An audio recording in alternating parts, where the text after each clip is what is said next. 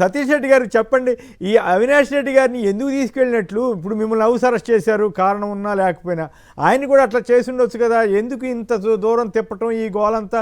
ఇప్పుడు జనంలో పోలీసుల పరువు ప్రతిష్టకి దెబ్బతే తగిలిందట్లే కదా, వాళ్ళంతా పోలీసులు తప్పు చేసినా మేము నిలదీయగలం అనేటువంటి ఒక దీన్ని చూపించగలిగారు కదా. అసలు జనానికి న్యాయం చెప్పవలసిన పోలీసులే ఈ రకంగా తప్పులు చేస్తే, అరాచకాలకి గూండాయిజానికి మద్దతు ఇచ్చేలాగా వ్యవహరిస్తే ఎట్లా ఈ సమాజం ఎటువైపు పోతుంది? మీరు అనేక సందర్భాల్లో ఆవేదన వ్యక్తం చేస్తూ వస్తున్నారు ఇటీవలి కాలంలో. పైగా మీకు కూడా థ్రెట్ ఉందని మీరు ఓపెన్గా చెప్పారు. నాకేదైనా జరిగితే లోకేష్దే బాధ్యత అని కూడా అన్నారు. సో ఈ పరిణామాలన్నిటి మీద ఇప్పుడు మీరు ఎట్లా ఫీల్ అవుతున్నారు చెప్పండి సతీష్ గారు. అసలు పోలీసుకు పరువు ప్రతిష్ట అనేది ఏమైనా మిగిలింటే కదండి. ఎంత ఘోరమైనటువంటి పరిస్థితులు ఇక్కడ పులివెందుల్లో ఉన్నాయంటే, ఈరోజు ఒక పద్ధతి ప్రకారం తెలుగుదేశం పార్టీ వాళ్ళు వైఎస్ఆర్ కాంగ్రెస్ పార్టీ వాళ్ళను భయభ్రాంతులు చేసేదానికి వైఎస్ఆర్సీపీ క్యాడర్ల పైన దాడి చేశారు.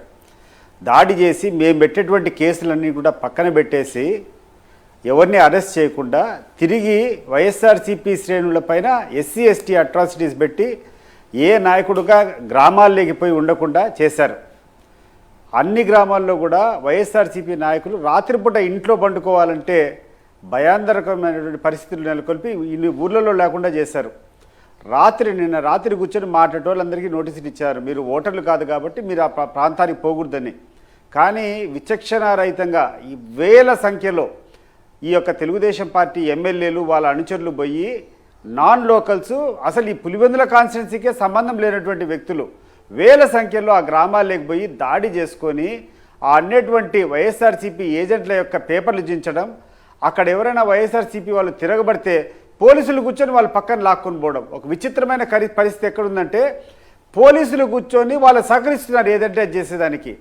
ఇంత పెద్ద ఎత్తున ఒక రాష్ట్ర ప్రభుత్వం స్పాన్సర్ చేసినటువంటి అరాచకం ఇది. చంద్రబాబు నాయుడు గారి ప్రభుత్వం ఎట్లుందంటే, ధృతరాష్ట్రుడు కళ్ళు మూసుకొని సహిస్తూ ఉంటే దుర్యోధనుడు ఏ రకంగా పాలన చేసి ఏ రకంగా కౌరవ సామ్రాజ్యానికంతా కూడా భూస్థాపితం చేశారో ఆ రకంగా ఈరోజు పరిస్థితులు అన్నీ ఉన్నాయి. తప్పకుండా ఈరోజు ఇటువంటి పరిస్థితులు జరుగుతూ పోతే ఈ ధృతరాష్ట్రుడిని ఎవరు కూడా ఎంకరేజ్ చేయరు. కళ్ళు లేని కబోది మాదిరి ఈ యొక్క చంద్రబాబు నాయుడు ఈ అరాచకాలంతా చూస్తూ ఊరుకుంటున్నాడు. అండ్ ఎస్పెషల్లీ మీరు ఏదో పోలీస్ అని చెప్తాండారు. ఎవరండి పోలీసులు? ఒకసారి ఇక్కడ కూర్చొని ఆ కోయా ప్రవీణ్ అని చెప్పేసి ఒక డిఐజీ ఉన్నాడు. అసలు అతని పరిస్థితి ఏంది? అసలు ఒక కానిస్టేబుల్గా ఉండేదానికి కూడా అతని అర్హత లేదు. ఈరోజు కూర్చొని రామ్ గోపాల్ రెడ్డి ఎన్సీఎల్టీ మీద ఒక కంప్లైంట్ చేశాడు. ఎన్సీఎల్టీలో ఉన్నటువంటి స్వాధీనంలో ఉన్నటువంటి మినరల్ను కూర్చొని అమ్ముకున్నారని. దాంట్లో భాగస్వామి అండి, ఒక దొంగతనంలో భాగస్వామి ఈ డిఐజీ. ఇప్పుడు అటువంటి దొంగలు ఈరోజు కూర్చొని పోలీసులు చెప్పుకునేదానికి ఇప్పుడు ఆరోపణలు కాదు, ఇది 100కి 100 రూపాయలు మీరు తర్వాత మాట్లాడుతులే కానివ్వండి. ఇప్పుడు ఆ డిఐజీ ఇప్పుడు మరింత ఎంత ఆధారాలన్నీ ఉంటే అవన్నీ అంటే నేను చెప్పేది ఎవడి ఆధ్వర్యంలో కాదండి, ఎవడి ఆధ్వర్యంలో ఇది జరుగుతున్నాయి, ఈ ఎన్నికలు జరుగుతున్నాయంటే ఆ డిఐజీ కోయా ప్రవీణ్ ఆధ్వర్యంలో ఈరోజు ఎన్నికలు జరుగుతున్నాయి. ఓకే, అటువంటి వ్యక్తి ఈరోజు కూర్చొని ఒక వర్గాన్ని అంతా కూర్చొని హౌస్ అరెస్ట్ చేసుకొని పక్కన పెట్టి ఓటర్లు, సామాన్యమైన ఓటర్ల గురించి క్యూలో నిలబడతామంటే వాళ్ళందరూ తరిమేసినటువంటి దౌర్భాగ్యం ఈరోజు పోలీసులది. వీళ్ళు కూర్చొని ఓటర్లను పిలుచుకొని పోయి క్యూలో నిలబెట్టుకొని ఓట్లు వేయించాల్సినటువంటి బాధ్యత ఉన్నటువంటి వాళ్ళు నిజమైనటువంటి ఓటర్లందరినీ అక్కడి నుంచి తరిమేసి ఔటర్స్ అందరినీ కూర్చొని అక్కడికి ఆ ఊళ్ళకి సంబంధం లేనటువంటి వ్యక్తులను ఆ ఊర్లోకి తీసుకొని వచ్చి స్వైర విహారం చేస్తాంటే ఎంకరేజ్ చేసేటువంటి పద్ధతి బహుశా ఈ భారతదేశ చరిత్రలో ఇదే అనుకుంటా. ఇటువంటి పరిస్థితులు ఈ రోజునటువంటి పరిస్థితులు చూస్తే సామాన్య ప్రజలకు ఈ యొక్క ప్రభుత్వం మీద కానీ ఈ పోలీసు మీద కూడా నమ్మకం పోతుంది. ఇటువంటి టైంలోనే విప్లవాలు వస్తాయి, ఇటువంటి టైంలోనే నక్సలిజం పెరుగుతుంది, ఇటువంటి టైంలోనే ప్రజలు వాళ్ళ మానాలను వాళ్ళ హక్కులను కాపాడుకునేదానికి తిరగబడేదానికి అవసరమైతే ఏంటంటే బయట నుంచి వీళ్ళు కూడా లా అండ్ ఆర్డర్ అంటే ఆయుధాలు సేకరించుకోవడం ఇవన్నీ ఇట్లా పోలీసు ఇట్లా వ్యవహరించినప్పుడే జరుగుతుంది. వీళ్ళకి అర్థం కావడంలే ఈ ప్రభుత్వానికి. ఈ రోజు వీళ్ళు చేసేటువంటి ఈ దౌర్భాగ్యము ఎంత దారుణానికి భవిష్యత్తులో దారి తీస్తుందో వీళ్ళకి అర్థం కావడంలో వీళ్ళకు.